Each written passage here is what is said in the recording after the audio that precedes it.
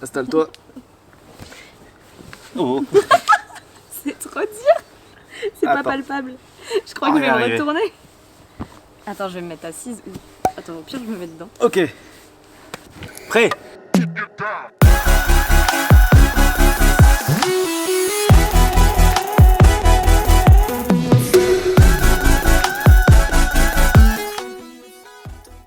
Bonjour les nomades, c'est Vincent. Et Salomé. Et on te souhaite la bienvenue sur notre chaîne YouTube. Aujourd'hui, on va vous faire notre première FAQ, donc foire aux questions, parce que vous nous avez posé pas mal de questions sur Instagram, que ce soit des questions voyage, perso ou autres.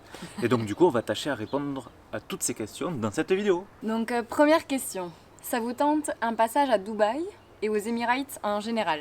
Alors, moi perso, j'avais jamais été attirée par Dubaï et les Émirats, mais récemment j'ai des amis qui y sont allés et qui m'ont parlé aussi de la partie, pas forcément dans la ville, mais tout ce qui est autour, désert. Désert, et du ouais. coup, je suis curieuse, ouais, et pourquoi pas? Ça Pourquoi pas? t'intrigue? Ça, c'est ajouté dans ma liste. Et toi? Moi je savais pas trop au début parce que vu que c'est une grosse ville, moi j'ai le préjugé peut-être que c'est très cher comme ville aussi.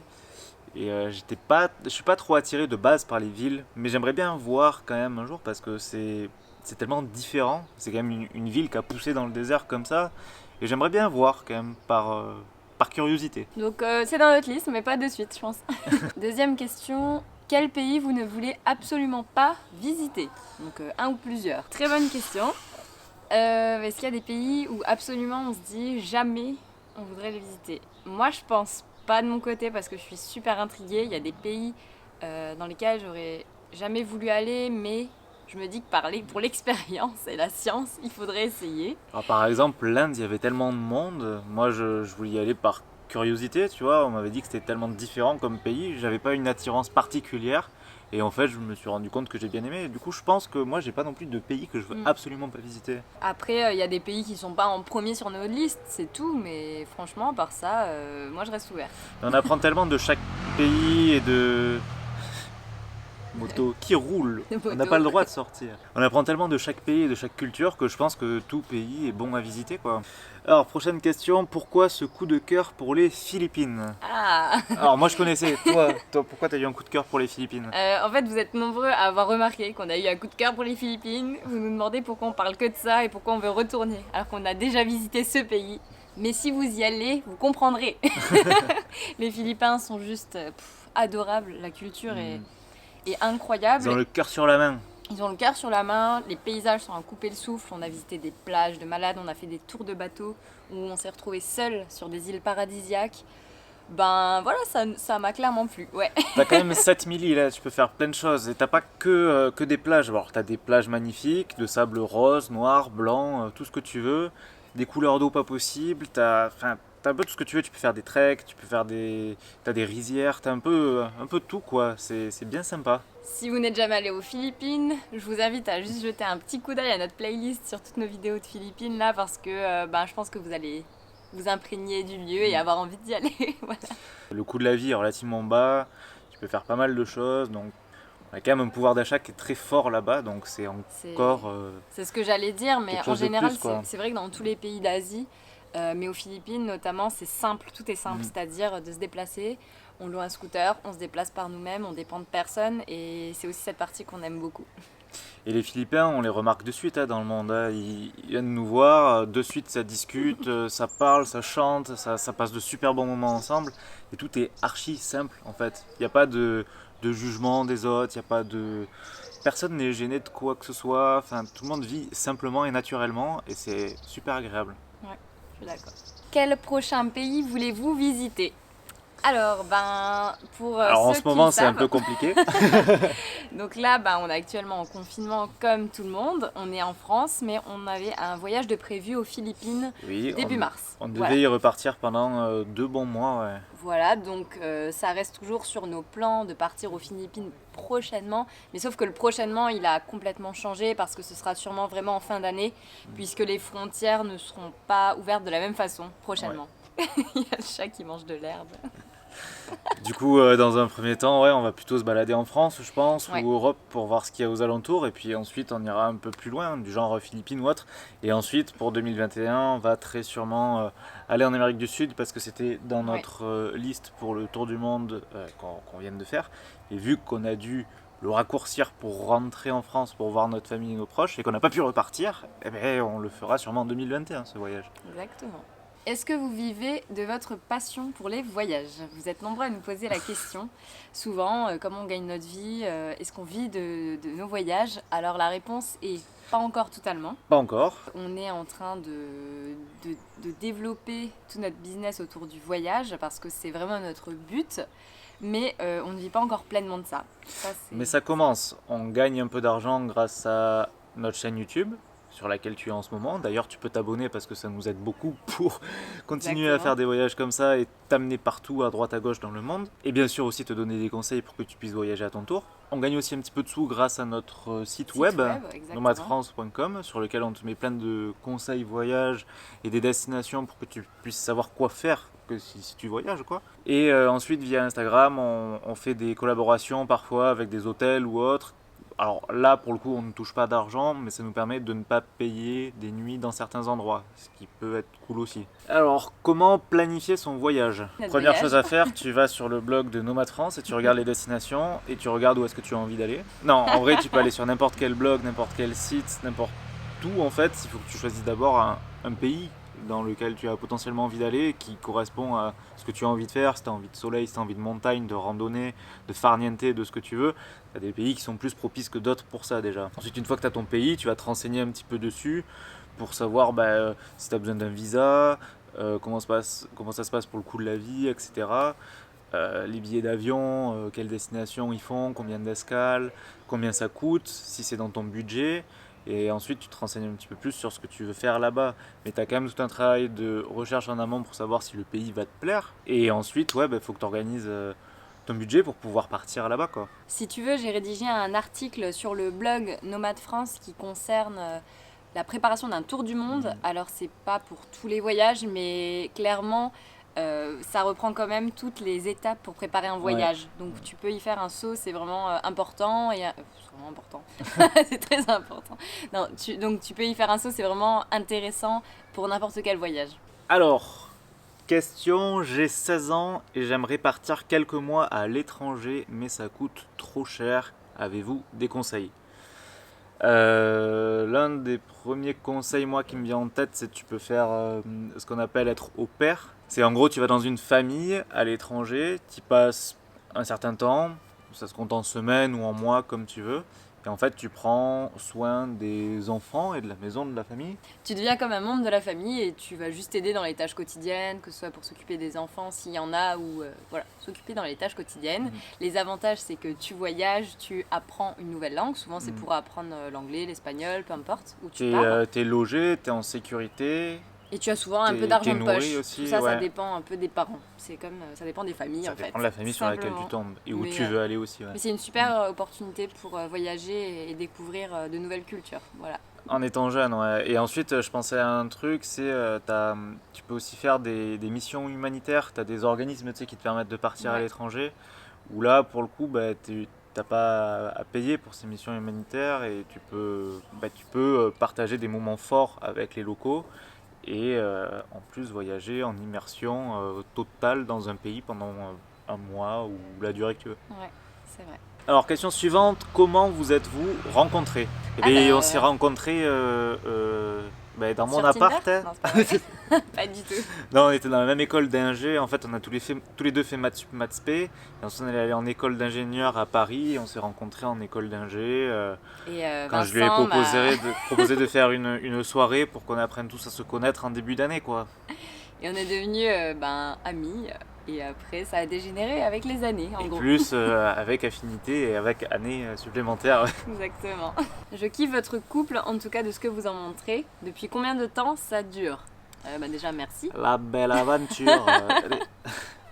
Ça dure depuis longtemps. Hein. Du coup, depuis En fait, quand ça dure? c'est dur, tu vois, parce difficile. que déjà, il y a une question de durée de temps ensemble, et ensuite, il y a une question de durée ressentie, entre guillemets, parce qu'on est H24 ensemble et 7 jours sur 7, tu vois.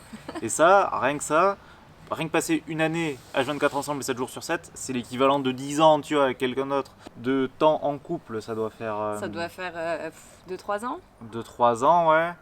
au En moins. ressenti, ça fait comme si ça faisait 10 ans qu'on était ensemble, quoi. Exactement. Du coup, pour enchaîner avec la question suivante, comment faites-vous pour être 24 heures sur 24 ensemble, tout le temps ensemble quoi? Alors, Hum. cette question Je, nous revient je- beaucoup. je te laisse commencer parce que je veux pas trop mouiller sur cette question. Alors, bah, comment on fait? Clairement, ce que je dis souvent, c'est qu'on n'est pas des personnes difficiles à vivre. Ça, c'est une chance parce que sinon, on n'aurait pas pu faire un an de tour du monde ensemble. Je pense qu'on se serait déjà tapé dessus avant. C'est vrai. Donc ça c'est une chose. Après oui, comme tout le monde, on a des petites disputes, des moments où on en a marre, surtout le fait d'être toujours l'un sur l'autre. Mais on a appris à avoir chacun ses petits moments à soi, c'est-à-dire moi je fais du yoga le matin, ça m'aide, ça me permet de m'évader et d'avoir un moment à moi. C'est un exemple, mais c'est important. Voilà. Faut savoir se laisser du temps quand tu sens que l'autre en a besoin. Faut être vachement à l'écoute en fait. Tu sens que l'autre a besoin de respirer, d'être tranquille, etc.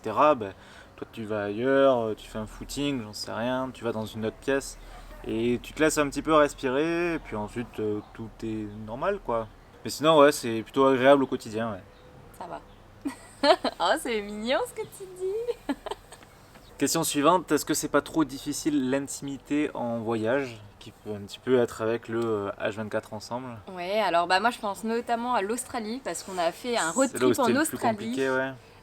Où on a vécu pendant 2 mois minimum, donc 2 mois et demi, dans un 4x4 à deux. Donc c'était incroyable comme expérience, mais aussi dur pour l'intimité puisque on se change l'un devant l'autre tout le temps. On se fait prendre des douches l'un l'autre. On se lavait avec un seau d'eau, avec un arrosoir. Donc ouais, l'intimité, il n'y en avait pas. Il n'y avait pas forcément de toilettes partout. Donc Oui, l'intimité, on essaye de la retrouver quand on rentre en France ou quand on est dans un pays un peu plus civilisé. Mais il y a des moments, on n'a pas trop le choix, on quoi. apprend à être intimement proche. Un peu trop proche. C'est ça. Mais c'est quand même important d'en garder de l'intimité parce que s'il y en a plus du tout, Oui. ça fait un peu bizarre, quoi, après. C'est un peu perturbant. Ouais, c'est vrai. C'est vrai que même après le road trip en Australie, on a quand même appris à remettre des distances entre nous Ouais. pour refaire un jeu de séduction et se reséduire parce que c'est vrai que quand tout est... comment dire? Quand on a accès à tout et qu'il n'y a plus de barrières, on perd un petit truc là C'est dans le vrai. couple. Donc c'est important. Est-ce que vous habitez ensemble avant le confinement et le voyage? Alors à Oui et Paris, non. on a habité ensemble à un moment, ouais, à l'appart. On a était en habité coloc, en coloc coloc à 3. pendant au moins, je dirais, 6 mois presque, je Ouais, sais un pas. truc comme ça, ouais. Environ 6 mois, donc ça se passait très bien, mais on était en coloc. Et avant, elle venait tout le temps à l'appart, mais elle n'était pas à l'appart, donc c'était pareil. Et juste avant le voyage, on était chacun en stage. Moi, je faisais mon stage à Toulouse et Vincent faisait son stage à Paris, donc on n'habitait pas ensemble pour le coup. Et ensuite, quand on est parti en voyage, on n'avait pas de logement puisqu'on a laissé nos appartements. Donc pour l'instant, on est sans domicile fixe. Et la prochaine question répond un peu à tout ça. Où êtes-vous confiné? Là, on est chez toi, quoi. On est chez moi, on est chez mes parents Dans en l'Est, Lorraine. dans le nord-est. Dans le Grand Est, voilà. Exactement. Dans le meilleur endroit pour être confiné en France, quoi. Non, mais on a la chance d'avoir une grande maison, un jardin. Comme Du beau vous temps, pouvez le un constater. ciel bleu, un Voilà. hamac. Donc on va pas se plaindre, on en profite pour faire plein de choses pendant le confinement comme vous devez voir avec toutes ces vidéos. Toi t'habites où à la base peut-être? Et moi à la base j'habite à Toulouse, mais bon, vu qu'à la base j'étais monté dans le nord, voilà, en fait c'est ça clairement la question. C'est vu qu'à la base moi je suis de Toulouse, on était censé partir aux Philippines, donc je suis parti de Toulouse avec mon gros sac de voyage, je suis arrivé dans le nord et on m'a dit bon confinement oblige. Du coup j'ai que des débardeurs, des shorts, des lunettes de plongée, des trucs comme ça. Sauf que je suis dans le nord, et dans le nord il fait un peu plus froid que dans le sud. Et moi qui suis sudiste, toulousain, au soleil, avec la piscine et tout ça, et là on l'a plus. Mais c'est pas grave, je commence à m'y faire maintenant. Ça fait plus d'un mois que je suis confiné ici, c'est comme ma deuxième maison maintenant, c'est la famille quoi. C'est mignon. Alors, quel sport fait Vincent? Alors, quel sport tu fais? Alors moi je fais beaucoup d'escalade, ça fait plus de 10 ans je pense que j'en fais, donc ça fait un paquet d'années. Et du coup je fais que ça, c'est le sport que je fais tout le temps. Après quand j'étais plus jeune j'avais fait du cirque, de mes peut-être 6 ans à 18 ans, donc j'ai fait 12 ans de cirque. Et c'est de là que lui viennent les drapeaux qu'il fait un peu partout. C'est de là que vient le drapeau, je faisais du machinois, tu peux regarder sur internet ce que c'est, je faisais du trapèze, du trampoline, de l'acrobatie, enfin je faisais un petit peu de tout, du jonglage. C'était vachement intéressant, je voulais d'ailleurs faire saltimbanque et faire partie d'une troupe de cirque au début, mais bon, j'ai fait des études et une école d'ingé, ce qui est très bien aussi. Et aussi avant je faisais énormément de ski alpin, j'y allais tous les week-ends, j'étais en ski club et du coup jusqu'à mes, je sais pas, jusqu'à ce au collège, j'ai commencé à arrêter ensuite le ski club parce qu'ils me demandaient même de venir le mercredi et tout ça et ça collait plus trop avec les études. Et du coup ensuite j'ai switché avec le ski nautique aussi que j'ai fait pendant pas mal d'années.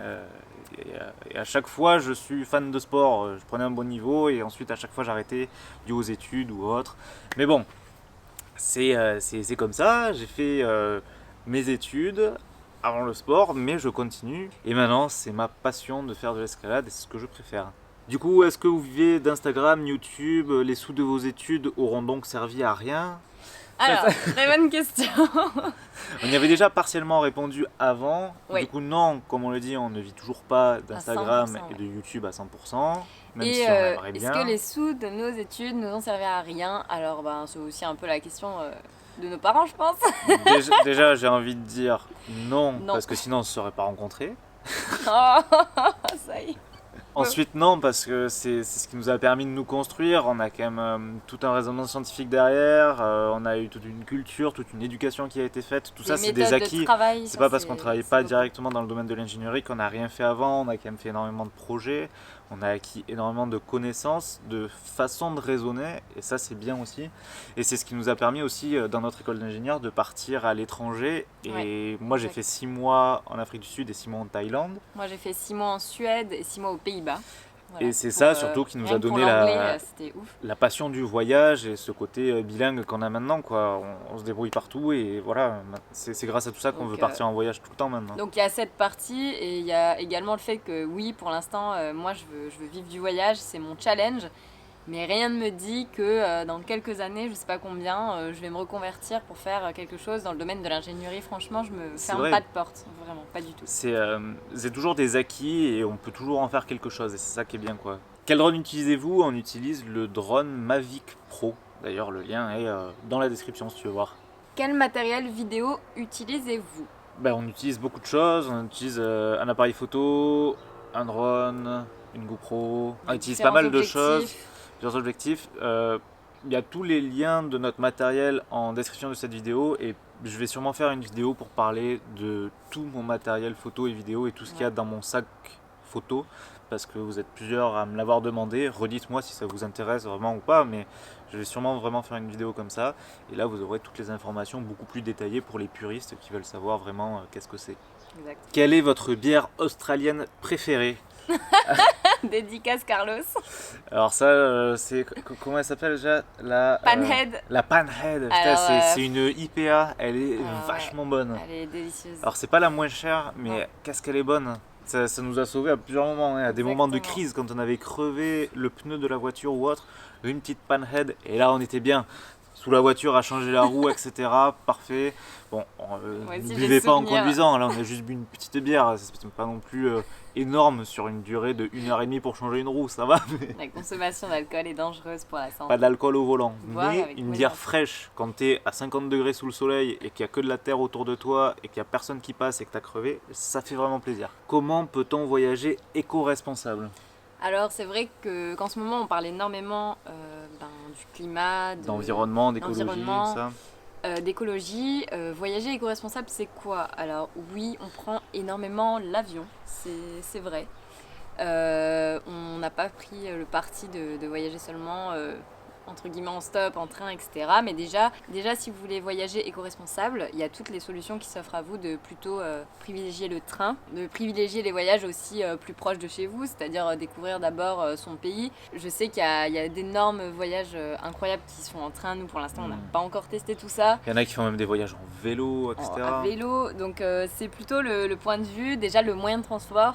le moyen de transport fait énormément là-dedans. C'est clairement pas prendre l'avion, aller en Australie, acheter un 4x4 diesel et faire le tour de l'Australie avec, comme on a fait. Ça, c'est vrai que c'était pas du tout éco-responsable. Après, je rebondis sur le comment voyager éco-responsable, mais comment voyager de façon responsable aussi, parce que nous, Oui, on prône vraiment un voyage responsable et respectueux des cultures et du pays, dans le sens où, par exemple, aux Philippines, on a été assez choqués par toute la pollution qu'il y avait l'Asie en sur général, ouais. les îles paradisiaques, pas uniquement aux Philippines, dans bien d'autres pays en Asie et autres. Beaucoup de plastique, Beaucoup et de tout ça, plastique. de poubelles, de Donc, détritus, de ça déchets. ça nous a choqués, mais il y a quelques petits gestes en fait, qui sont faciles à mettre au quotidien, c'est-à-dire quand vous allez sur une plage et si il y a beaucoup de déchets, rien ne nous Pour empêche ramasser de les quelques ramasser trucs, nous et de les prendre avec vous. on a nettoyé des plages comme ça Voilà. et on se rend pas compte de la quantité de choses qu'il y a dessus, mais c'est ultra C'est, utile en fait. Il y a ça, il y a arrêter d'accepter des pailles quand on vous les donne, il y a plein de petits gestes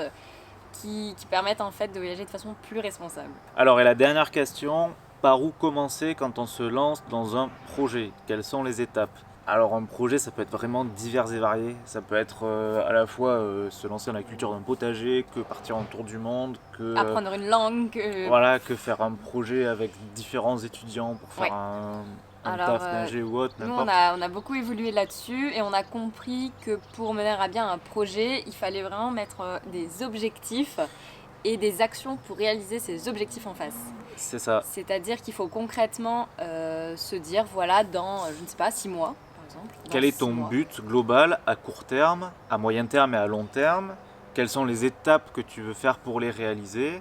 Et comment faire ces étapes? Donc je vais donner des exemples concrets. Oui. Si tu veux apprendre l'anglais, tu vas apprendre l'anglais, tu te dis, dans 6 mois, je veux avoir un niveau assez correct en Qui anglais. me permet de faire quelques phrases et Voilà, parler. comprendre ouais, dans une simplement, discussion what. un peu les bases, etc. Tu vas avoir cet objectif général qui est dans 6 mois, je veux être un petit peu plus à l'aise en anglais. Je veux être à l'aise en anglais. Ensuite, tu vas mettre donc, pour réaliser cet objectif, tu vas mettre des actions concrètes en place qui vont être, par exemple, 3 fois par semaine, tu fais 1 heure d'anglais sur une application que tu as choisie, avec un prof particulier, peu importe. Ça va être tes actions en court terme qui sont précises, avec une fréquence qui vont te permettre de réaliser ton projet. Il faut à chaque fois mettre des actions concrètes et les respecter. Et c'est ces petites actions concrètes qui, sur le long terme, vont permettre de réaliser ton projet. Il neige, mais c'est le cerisier, c'est magnifique. C'est beau. C'est vraiment super beau. Après, si tu veux qu'on te parle plus en détail de comment créer un projet, ça, on peut t'en parler clairement dans une vidéo parce que c'est très très très long. Donc on peut l'aborder vraiment très en détail si tu veux. Mais là, on voulait te donner une réponse plutôt simple et rapide pour que tu vois de façon globale comment faire. Mais en fonction d'un besoin, d'une catégorie, d'une niche ou quoi, enfin, on peut te donner plein de détails sur tout ça. Si vous avez d'autres questions auxquelles on n'a pas répondu dans cette vidéo, n'hésitez pas à les poster en commentaire. On pourra refaire une FAQ à l'occasion. Et je crois qu'on arrive à la fin de cette FAQ. J'espère que tu as kiffé la vidéo. Si t'es pas abonné, n'hésite pas, c'est juste ici. Et merci pour le soutien. Ah oui, putain, je me trompe à chaque fois, c'est vrai, t'as raison. N'hésite pas à liker, commenter et partager cette vidéo. On te fait plein d'énormes bisous et on te dit à demain pour une vidéo de sport déjà. Exactement. Bisous les nomades. Bisous les nomades. Et bon confinement à tous.